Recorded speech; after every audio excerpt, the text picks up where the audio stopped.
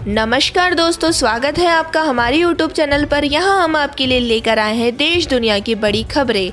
Last तक हमारी video को ज़रूर देखें, हमारी वीडियो को लाइक करें और सब्सक्राइब करना ना भूलें।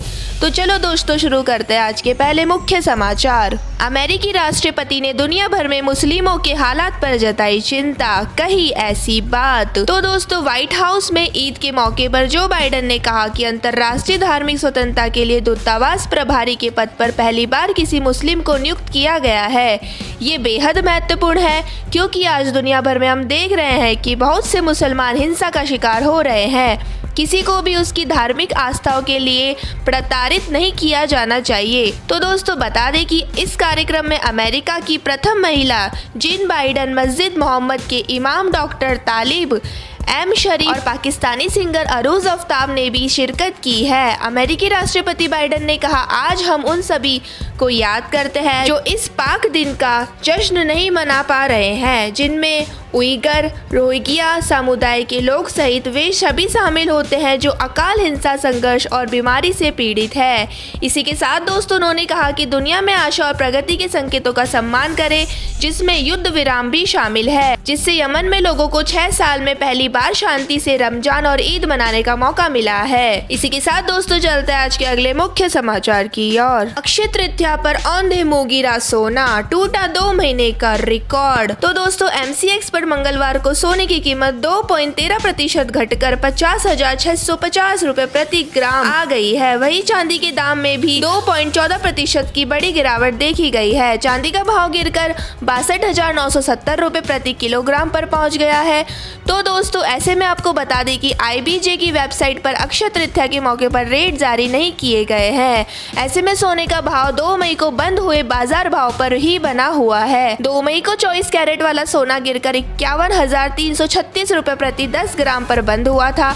इसके अलावा 22 कैरेट सोना 51,130 और 20 कैरेट गोल्ड सोना 47,024 रुपए प्रति 10 ग्राम पर बिक रहा है। तो दोस्तों, 999 प्योरिटी वाली चांदी 62,950 प्रति किलोग्राम पर पहुंच गई है। आपको बता दें कि सराफा बाजार में सोने की कीमत ने पिछले 2 महीनों का रिकॉर्ड तोड़ा है।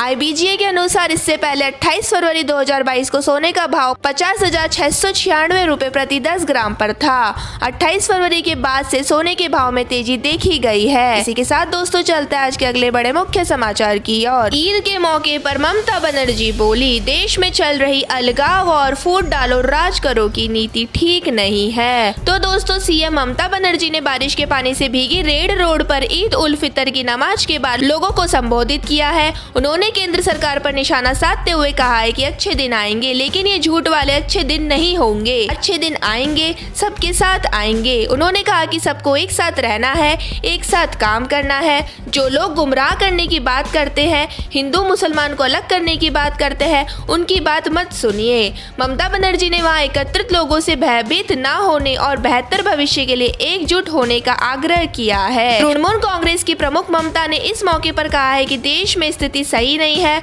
फूट डालो और राज करो की नीति और देश में चल रही अलगाव की राजनीति सही नहीं है, लेकिन भयभीत ना हो और लड़ाई जारी रखे। तो दोस्तों, ममता ने आश्वासन दिया है कि ना तो मैं, ना मेरी पार्टी और ना ही मेरी सरकार ऐसा कुछ भी करेगी जिससे आप दुखी हो। इसी के साथ दोस्तों, चलते हैं आज के अगले मुख्य समाचार की ओर। कोरोना के नए केस में 18.7% की कमी, बीते 24 घंटे में मिले 2568 मरीज।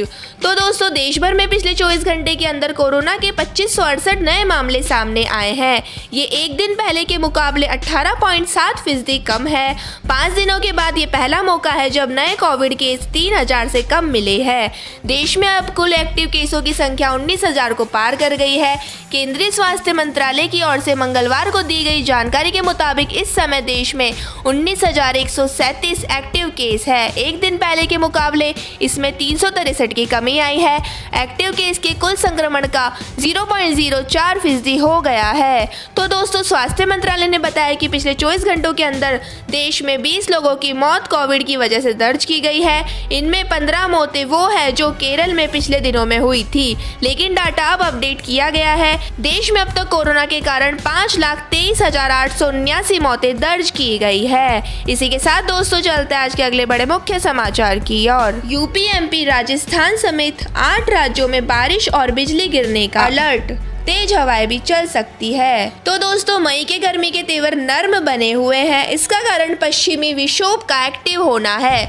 भारतीय मौसम विभाग का कहना है कि अगले 6 से 7 दिन तक तापमान बढ़ने की उम्मीद नहीं है। वहीं मंगलवार को यूपी, एमपी, राजस्थान, दिल्ली, बिहार, छत्तीसगढ़ में बारिश की संभावना है। 40 किलोमीटर घंटे की रफ्तार से हवाएं चल सकती है।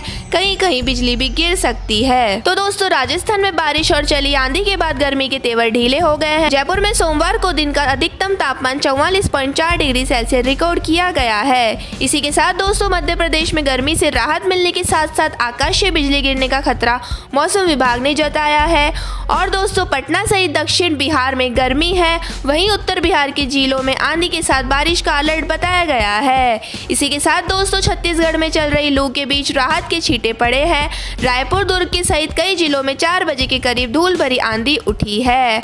और दोस्तों गुजरात में भी मौसम ने करवट ली है। भीषण गर्मी के बीच सौराष्ट्र में तेज बारिश के साथ कई जगह पर ओले भी गिरे हैं। इसी के साथ दोस्तों चलते हैं आज के अगले मुख्य समाचार की ओर। IPL 2022 क्या कर रही है KKR, जिन्हें किया था रिटेन, अब कर दिया रिजेक्ट।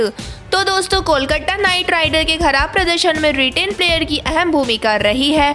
कोलकाता ने IPL 2022 की नीलामी से पहले आंद्रे रसेल, सुनील नारायण, वरुण चक्रवर्ती और वेंकटेश्वर अय्यर को रिटेन किया है। इन 4 खिलाड़ियों में से आंद्रे रसेल ही कुछ हद तक टीम के भरोसे खरे उतर पाए हैं।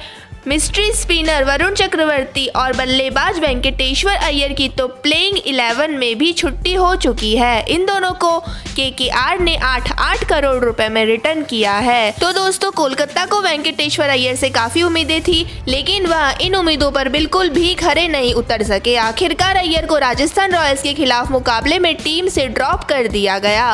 वेंकटेश्वर अय्यर ने सीजन में कुल 9 मैचों में 16.50 की औसत से सिर्फ 132 ही रन बनाए हैं। इसी के साथ दोस्तों खराब प्रदर्शन से आजीज आकर टीम मैनेजमेंट ने दिल्ली कैपिटल के खिलाफ मुकाबले से वरुण चक्रवर्ती को ड्रॉप कर दिया है। इसके बाद इस गेंदबाज को राजस्थान रॉयल के खिलाफ भी मौका नहीं मिला है। इसी के साथ दोस्तों चलते हैं आज के अगले मुख्य समाचार की ओर। यूपी, ईद की नमाज के बाद संभल में 2 गुट में हिंसक झड़प, जमकर हुई फायरिंग, 3 जख्मी। तो दोस्तों यूपी के संभल में हिंसक झड़प का मामला सामने आया है। बताया जा रहा है कि यहाँ एक ही समुदाय के 2 गुटों में यह झड़प हुई है।